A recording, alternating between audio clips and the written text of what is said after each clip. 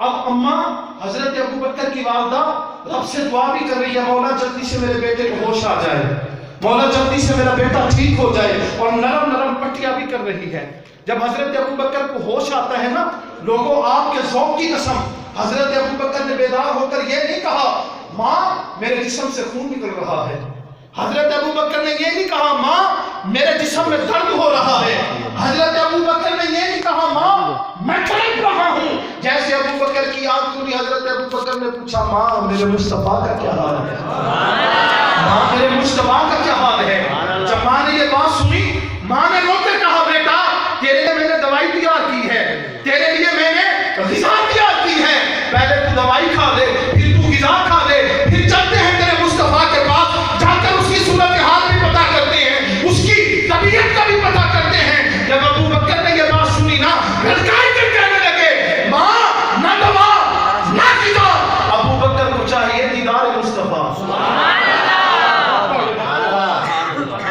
مجھے تیرے چمکتے چہرے کی قسم، میں نے آپ کو پہلے کہا کہ میں آقا کے چہرے کے بارے میں ذکر کروں گا، بغیر موضوع کے بولنے کی عادت نہیں ہے۔ انشاءاللہ آخری 10 جو منٹ ہے حضور غوث اعظم کی شان سنانی ہے آپ کو۔ اس سفر کا اختتام اب جناب والا ابو جہل اینڈ ابو لہب کمپنی، یہ بات توجہ سے سنیے گا، میں جناب والا کھڑکے دڑکے والا تو ہوں نہیں، سمپل لہجہ ہوتا ہے، تقریر کا مقصد ہوتا ہے شاید کہ تیرے دل میں اتر جائیں گے،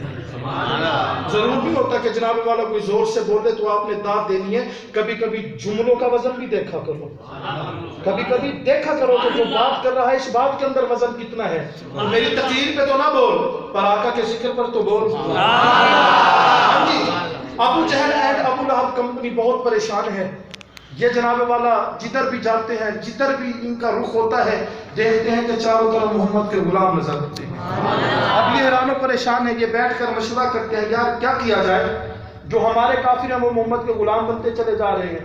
وہ جناب والا محمد کی سیرت کو دیکھ کر اسی کے بن جاتے ہیں، جو محمد کو چلتا دیکھتا ہے محمد کا بن جاتا ہے، جو محمد کو بولتا دیکھتا ہے محمد کا بن جاتا ہے، جو محمد کی سیرت کو دیکھتا ہے محمد کا بن جاتا ہے، جو محمد کے چہرے کو دیکھتا ہے محمد کا بن جاتا ہے۔ اب کیا جائے تو کیا کیا جائے؟ ابو لہب ابو جہل کو کہنے لگا ایسے کرتے ہیں نعوذ باللہ محمد کو قتل کروا دیتے ہیں، جب یہ قتل ہو جائے گا ہمارا رشتہ ہی سیدھا ہو جائے گا۔ ابو جہل نے کہا وہ پاگل دا پترا، چلے بول سبحان اللہ، کہنے ابو لہب کو آئیشہ پاگل دا پترا، وجہ تو محمد کو قتل کروے نبی والا جھیڑا وڈے زور دا پہ ویسے، نسلہ برباد تھی ویسے، تباہ تھی ویسے، خانہ خراب تھی ویسے۔ ابو لہب کہنے لگا کیا کروں؟ ابو جہل کہ یمن دے اندر میرے ایک سنگتی راندے جڈاں دا پیدا تھے مدینے دے وچ نہیں آیا، جب سے پیدا ہوا ہے وہ مدینے میں نہیں آیا، اس کا نام ہے حبیب یمنی، اس کو بلاتے ہیں، وہ محمد کو قتل کر کے چلا جائے گا، اپنا رستہ سیدھا۔ اب یہ جناب والا ابو جہل خط لکھتا ہے اور نیچے جناب والا یہ لکھتا ہے کہ جب ہمارا کام ہو جائے گا تجھے منہ مانگی قیمت دیں گے۔ اب حبیب یمنی نے جب وہ خط پڑھا اور نیچے جو لکھا ہوا تھا نا تجھے منہ مانگی قیمت دیں گے، حبیب یمنی جلدی سے اپنے گھر سے نکلتا ہے، جب وہ گھر سے نکلتا ہے تو گھر کا دروازہ کھلا ہوتا ہے۔ یہ بات آپ توجہ سے سماعت فرمائیے گا، میں آپ سے پوچھوں گا کہ جناب والا گھر سے جب وہ نکلا تھا دروازہ کھلا تھا، کھلے دروازے کی وجہ آپ کے سامنے آ جائے گی۔ اب حبیب یمنی جناب والا جب یمن سے پہنچ کر سرزمین مدینہ پر پہنچانا، اس کی ملاقات ایک بکروال سے ہو گئی، ایک بکریاں چرانے والے سے ہو گئی۔ اس نے کہا یار محمد کون ہے؟ بکروال کہنے لگا محمد کو میں جانتا تو نہیں ہوں پر اتنا سنا ہے جب وہ بولتا ہے قرآن بنتا ہے،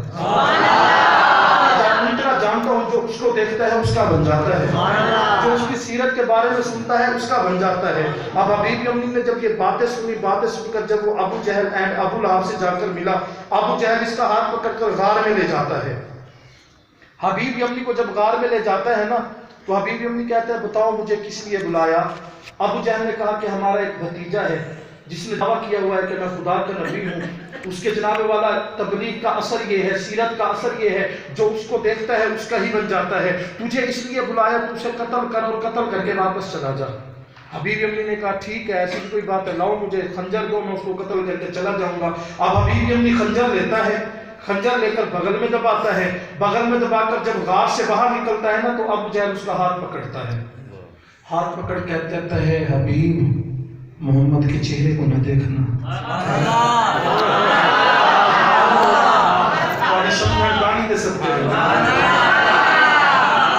بڑے شیر میں ادھر میں سرہ کی دے جرا 50 ویسے اندے بارے تا میں کچھ نہیں آ سکتا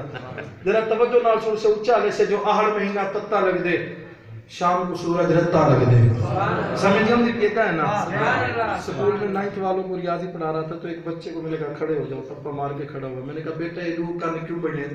وہ آج اس کا یہ لو سنو تو تازہ کر چھوڑے وہ کام دے نہیں رکھی پہ میرے نام اگر یہ لو سن کے دے لے پہلے پہ تو اچھا بولو سبحان اللہ اس آخر مہینہ تکا لگ دے شام کو سورج رتا لگ دے کیڑے عاشق کیڑے منکر بولن ویلے پتہ لگ دے محمد کے چہرے کو نہ دیکھنا حبیب کہنے لگا کیوں نہ دیکھوں ابو جہل نے کہا جو محمد کے چہرے کو دیکھتا ہے محمد کا بن جاتا ہے سبحان اللہ یار عجیب بات ہے چہرے سے دیکھنا چہرے کو دیکھنے سے مذہب تبدیل ہو جاتا ہے کہنے لگا چلو ٹھیک ہے محمد کے چہرے کو نہیں دیکھوں گا اب جب یہ غار سے باہر نکلتا ہے نا تو ابو لہب کپاس کی 2 گولیاں بنا کر اس کے کانوں میں ڈالتا ہے ابو لہب کو حبیب امی کہتا ہے یہ گولیاں کس لیے ڈال رہے ہو ابو لہب نے کہا محمد کی آواز کو نہ سننا اس نے کہا کیوں کہنے لگا جو محمد کی آواز کو سنتا ہے محمد کا بن جاتا ہے حبیب کہنے لگا اگر کوئی اور قتل ہو گیا ابو جہل نے کہا پریشان